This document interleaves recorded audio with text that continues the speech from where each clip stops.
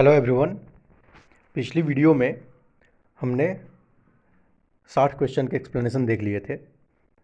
अब हम इस वीडियो में उसके आगे के एक्सप्लेनेशन पे वो कंटिन्यू करते हैं। चलिए शुरू करते हैं। हमारा क्वेश्चन नंबर 61 है, द्वितीय बौद्ध संगीति के अध्यक्ष कौन थे? तो द्वितीय बौद्ध संगीति के जो अध्यक्ष थे वो आपको पता होगा कि सबाकामी थे। कुल मिला के 4 बौद्ध संगीति हुई हैं, जिनमें क्वेश्चंस में आपसे बौद्ध संगीति कहाँ हुई है, किस राजा की अध्यक्षता में हुई है, मतलब किस राजा के शासनकाल में हुई है और उसके अध्यक्ष कौन थे, ये पूछा जाता है। तो एक बार हम जल्दी से नज़र डाल लेते हैं कि ये चारों बौद्ध संगीति कहाँ कहाँ और किसके शासनकाल में और किसकी अध्यक्षता में हुई थी। पहली जो संगीति हुई थी वो हुई थी राजगीर में, और इसके किसकी अध्यक्षता में? महाकश्यप की अध्यक्षता में हुई थी।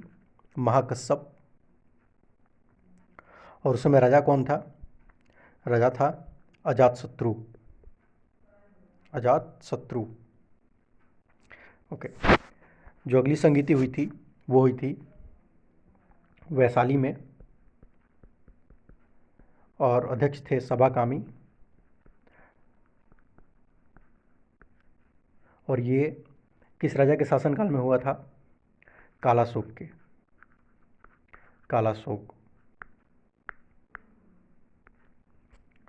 अगली जो संगीति है वो हुई थी पटना में, यानी पाटलिपुत्र। और इसके जो अध्यक्ष थे वो थे मोगलीपुत्र तीस। मोगलीपुत्र तीस। और किसके शासनकाल में? ये अशोक के शासनकाल में हुआ था। जो लास्ट है वो है, ये कश्मीर में हुआ था। इसके जो अध्यक्ष थे वो थे वसुमित्र, और ये कनिष्क के शासनकाल में हुआ था। कनिष्क। ओके। अब हम अपने अगले क्वेश्चन की तरफ चलते हैं। हमारा अगला क्वेश्चन है, बुद्ध ने अपने सर्वाधिक उपदेश कहाँ दिए थे? क्वेश्चन नंबर 62, बुद्ध ने अपने सर्वाधिक उपदेश कहाँ दिए थे? तो बुद्ध ने अपने सर्वाधिक उपदेश श्रावस्ती दिए थे, जो कोसल महाजनपद की राजधानी थी। आगे चलते हैं। क्वेश्चन नंबर 63, निम्नलिखित में से कौन सा अभिलेख अशोक के व्यक्तिगत नामों का उल्लेख करता है? तो जो मस्की का अभिलेख है, मस्की, इसमें अशोक के व्यक्तिगत नामों का उल्लेख है। और मस्की कहाँ है? मस्की आई थिंक ये कर्नाटक में है। कर्नाटक। ओके। क्वेश्चन नंबर 64, किस शिलालेख में अशोक के प्रस्तर रूप चित्र के साथ रानियों अशोक उल्लिखित है? ये कंगनहल्ली है। कंगनहल्ली में यहाँ पे अशोक है और इसके साथ साथ कुछ इसकी रानियाँ हैं। एक एक्चुअली कंगनहल्ली में एक मूर्ति बनी हुई है, उस बीच में अशोक है, उसके आजू बाजू इसकी रानियाँ खड़ी हैं, और यहाँ नीचे लिखा हुआ है रानियों अशोक। आगे चलते हैं। क्वेश्चन नंबर 65, सभी मनुष्य मेरी संतान हैं, अशोक के किस अभिलेख में यह उल्लिखित है? तो ये जो है ये कलिंग अभिलेख में है। आपको पता होगा कलिंग के युद्ध में अशोक का हृदय परिवर्तन हो जाता है, और उसी वहीं पे एक अभिलेख है, वहाँ पे अशोक ने ये कहा है कि सभी मनुष्य मेरी संतान है। ओके। क्वेश्चन नंबर 66, मिलिंद पन्हों राजा मिनांडर और किस बौद्ध भिक्षु के बीच हुए संवाद का रूप है? तो ये हुआ था भिक्षु नागसेन और राजा मिनांदर के बीच। ये डिबेट सीखने की क्लासिकल बुक है मिलिंद पन्हों, क्योंकि इसमें वाद विवाद की बेहतरीन शैली का प्रस्तुतिकरण है। हम अपने अगले क्वेश्चन की तरफ चलते हैं। क्वेश्चन नंबर 67, अश्वघोष द्वारा रचित बुद्ध चरित किस भाषा में लिखी हुई है? तो अश्वघोष द्वारा जो रचित बुद्ध चरित है ये संस्कृत भाषा में है।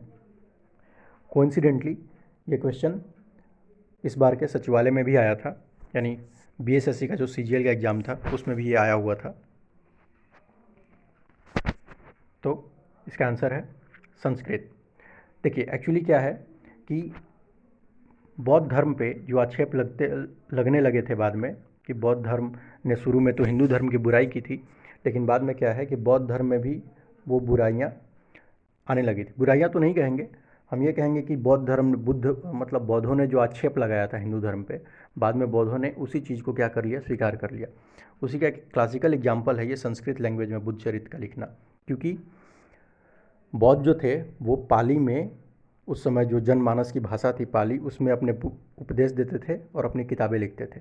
लेकिन बाद में क्या होता है कि हिंदू धर्म की तरह बौद्ध भी जो विशिष्ट लोगों की भाषा थी संस्कृत, उसको अपना लेते हैं, है ना। तो ये उसी काल की रचना है बुद्ध चरित्र, और ये संस्कृत में है। आगे चलते हैं। क्वेश्चन नंबर 68, विशुद्धि मागा के लेखक कौन है? तो विशुद्धि मागा के जो लेखक हैं वो हैं बुद्ध घोष, और ये पाली में है। ओके, क्वेश्चन नंबर 69, सूत पिटक का संकलन किसके द्वारा हुआ? तो सूत पिटक जो गौतम बुद्ध के प्रिय शिष्य थे आनंद, उनके द्वारा सूत पिटक का वो हुआ था, संकलन हुआ था। और आपको पता है सूत पिटक क्या है? सूत पिटक में गौतम बुद्ध के उपदेशों का संकलन है। और उपाली जो हैं, ऑप्शन बी आपको दिख रहा है उपाली, उपाली भी गौतम बुद्ध के शिष्य थे, और इन्होंने विनय पिटक का संकलन किया था। विनय पिटक का संकलन किया था उपाली ने, और सूत पिटक का संकलन किया था आनंद ने। क्वेश्चन नंबर 70, बोधिसत्वों की संख्या कितनी है? देखिए बोधिसत्वों की जो संख्या है वो है 8।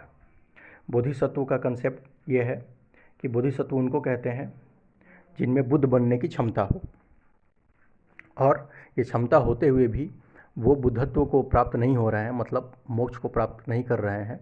वो ये चाहते हैं कि पहले सभी लोगों को मोक्ष प्राप्त हो जाए, तब मुझे मोक्ष प्राप्त हो। ये सोचना है बोधिसत्व का।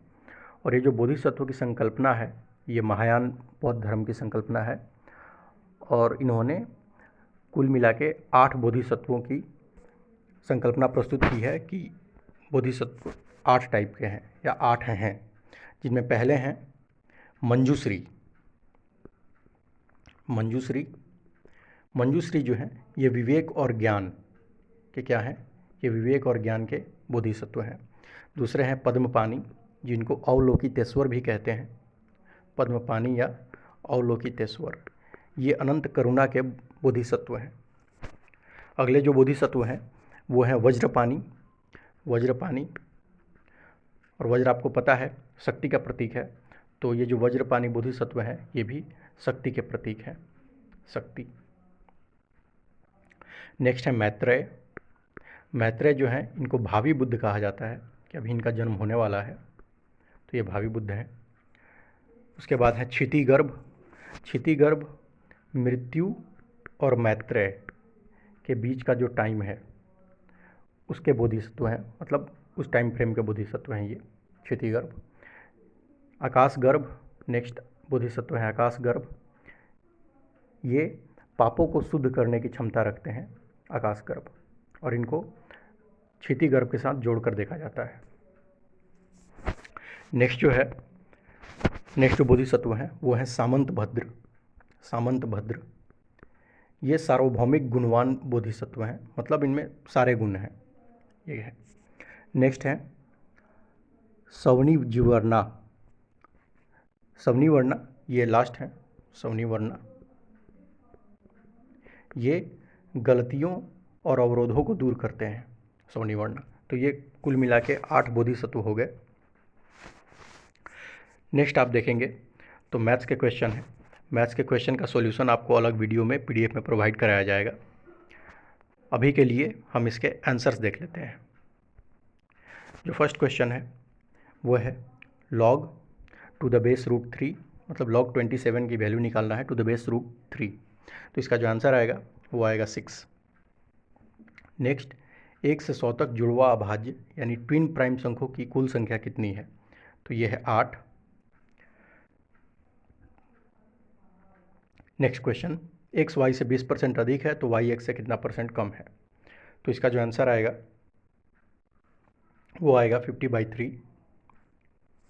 ओके, क्वेश्चन नंबर 74, किसी वस्तु पर लगाए जाने वाले कर में 20% की कमी की जाती है एवं इसकी खपत में 15% की वृद्धि होती है, तो राजस्व पर कितना प्रतिशत प्रभाव पड़ेगा? तो ये होगा 8% की कमी। Next question number 75, log a to the power b और log b का पावर a, इन दोनों को मल्टीप्लाई किया जाए तो वैल्यू क्या होगी? इसकी वैल्यू होगी 1। ओके, क्वेश्चन नंबर 76, इसमें आपको बताना है कि कौन सा रेशनल नंबर है।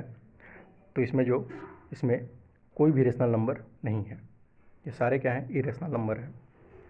आगे चलते हैं, क्वेश्चन नंबर 77, 5:15 पर घड़ी की दोनों सुइयों के बीच कितने डिग्री का एंगल बनेगा? तो ये एंगल जो होगा ये 67.5 डिग्री का होगा।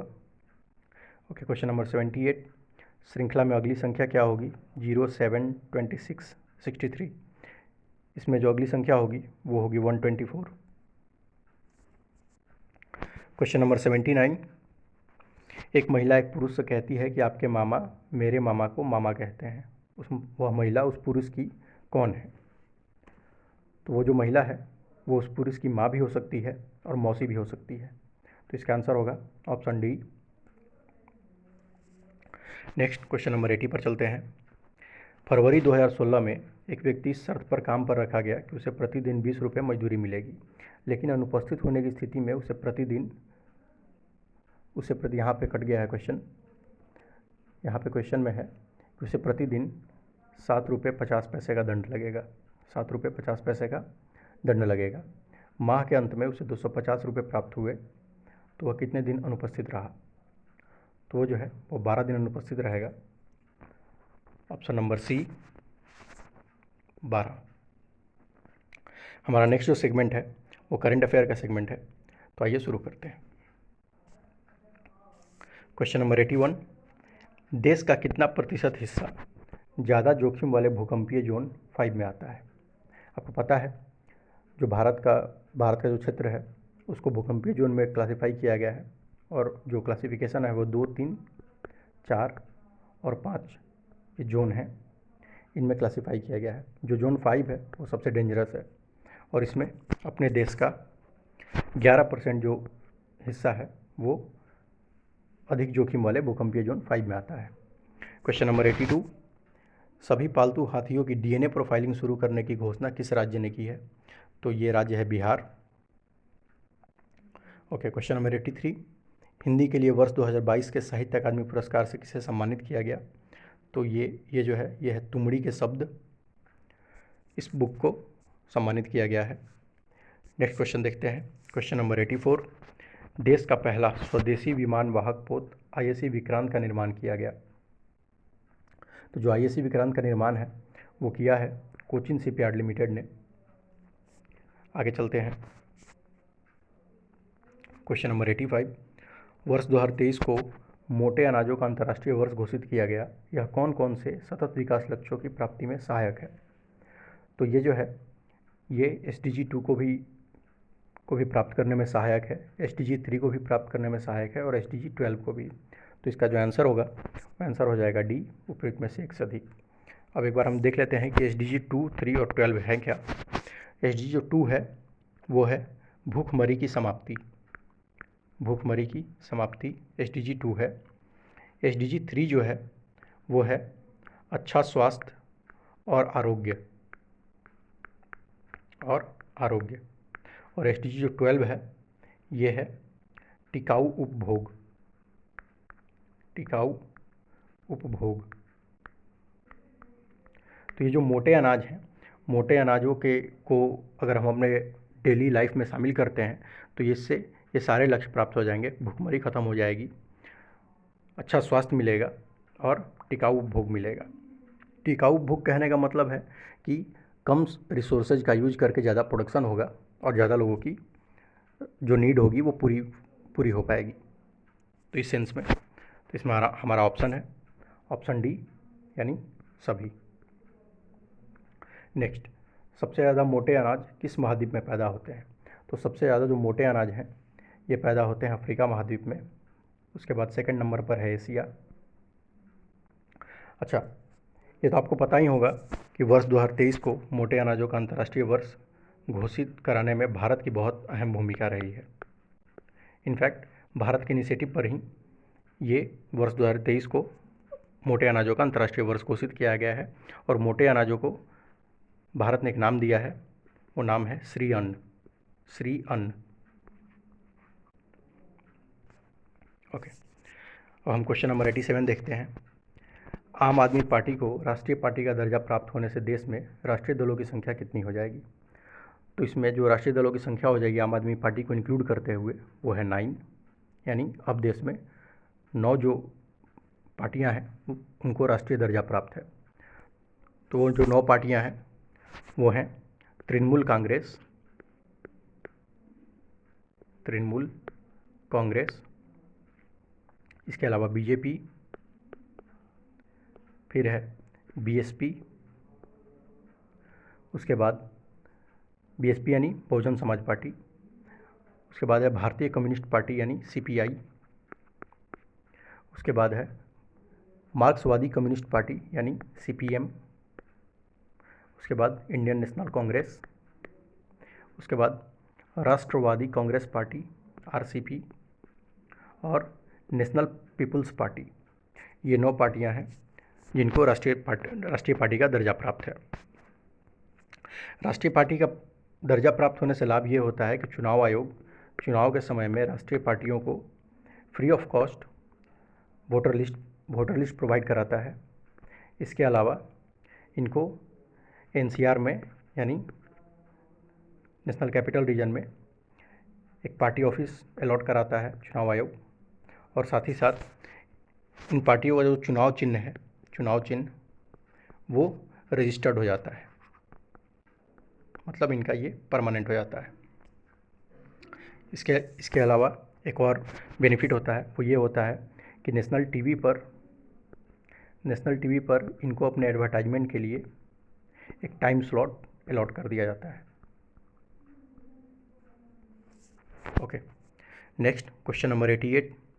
जैव विविधता पर अंतर्राष्ट्रीय सम्मेलन COP15 यानी कॉन्फ्रेंस ऑफ पार्टीज 15 कनाडा के मॉन्ट्रियल में संपन्न हुआ। इसकी मेज़बानी किसने की? इसकी मेज़बानी जो है वो चीन ने की है। ये बहुत डिले हुआ, ये जो मीटिंग हुई ये बहुत डिले हुई क्योंकि 3 बार इसका वेन्यू बदला गया। 2 बार ये चीन में होने वाला था लेकिन किसी कारणवश ये चीन में नहीं हो पाया और इसको कनाडा के मॉन्ट्रियल में कराना पड़ा। लेकिन मेज़बानी का जो राइट है वो चीन ने ही रखा। अगला क्वेश्चन देखते हैं। सर्वाधिक बार सुरक्षा परिषद का अस्थायी सदस्य रहने का रिकॉर्ड किस देश का है? तो सर्वाधिक बार जो सुरक्षा परिषद का अस्थायी सदस्य रहने का रिकॉर्ड है वो अब से जापान के पास है, क्योंकि इस बार जापान इसमें चुना गया है और ये 12वीं बार है जापान के लिए। इसके पहले ब्राज़ील और जापान बराबर थे, दोनों 11-11 बार रह चुके थे, लेकिन इस बार जापान ने एक नंबर की लीड ले ली है, यानी ये 12वीं बार सुरक्षा परिषद का अस्थायी सदस्य बन गया है।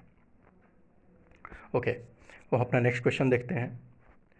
Question number 19। टाइम पत्रिका ने वर्ष 2022 के लिए पर्सन ऑफ द ईयर किसे चुना है?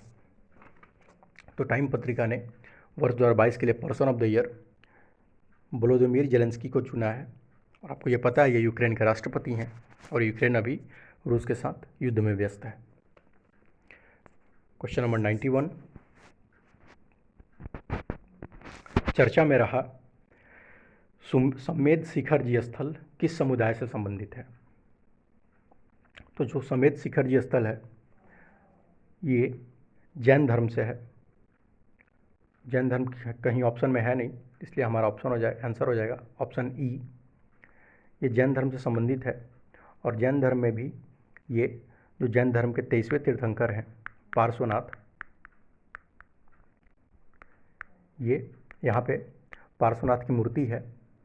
और अभी और ये है कहाँ समेध शिखर जी स्थल? ये झारखंड के गिरिडीह में है। झारखंड के गिरिडीह में। अभी सरकार ने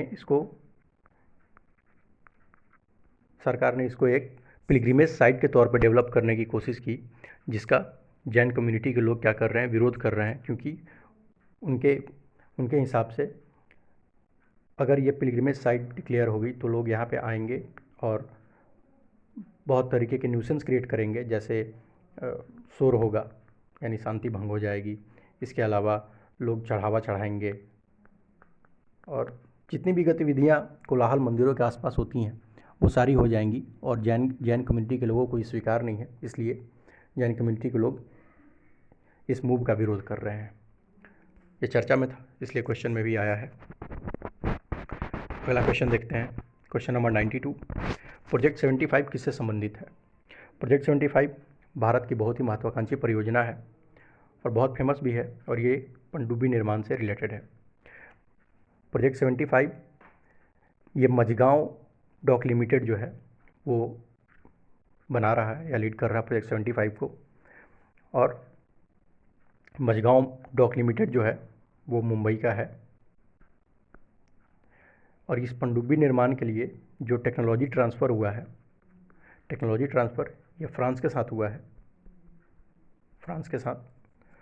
और इसके साथ ही ये जानिए कि जो प्रोजेक्ट 75 है ये स्कॉर्पिन क्लास की जो पनडुब्बी है, स्कॉर्पिन क्लास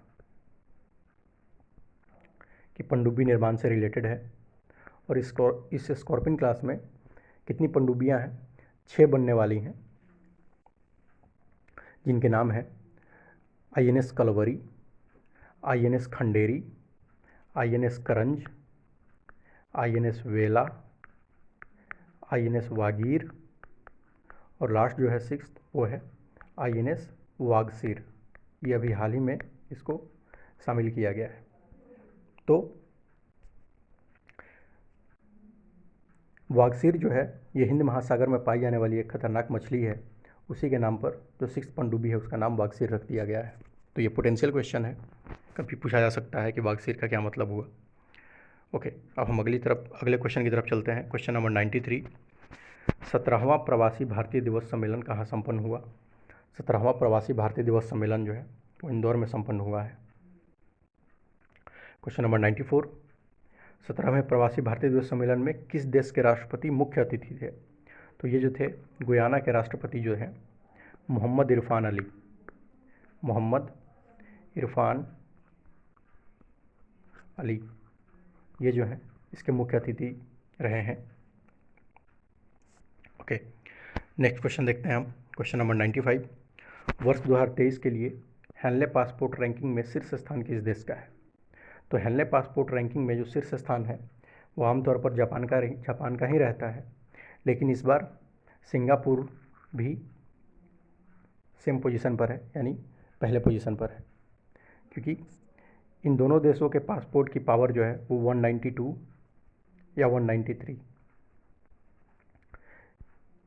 या 193 देशों में जाने पर इनको वीज़ा ऑन अराइवल मिलता है, यानी ये बिना किसी वीज़ा के क्या है किसी भी देश में, ये 192 देशों में ये जा सकते हैं, जापान और सिंगापुर के लोग। तो यही हेनले पासपोर्ट रैंकिंग का जो है तो ये कि बेनिफिट भी है, या फिर उसका जिससे हम इन्फ्लुएंस ड्रा कर सकते हैं कि हेनले पासपोर्ट रैंकिंग में शीर्ष का मतलब क्या हुआ। इसका मतलब यही हुआ कि कितने नंबर ऑफ़ कंट्रीज में आप बिना वीज़ा के जा सकते हैं। तो इसमें इस बार जापान और सिंगापुर दोनों एक साथ पहले पोजीशन पर है। नेक्स्ट क्वेश्चन हम देखते हैं।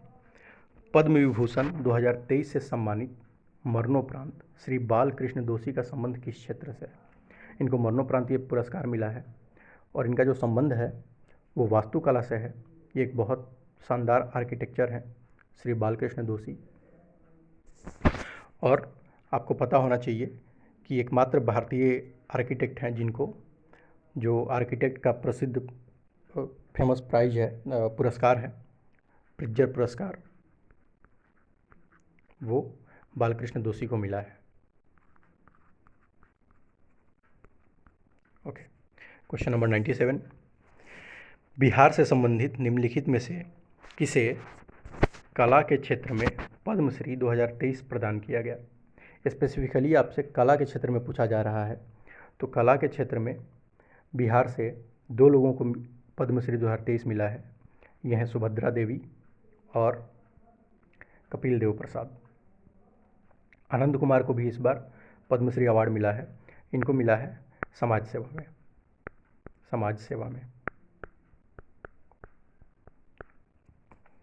ओके, क्वेश्चन नंबर 98 को देखते हैं।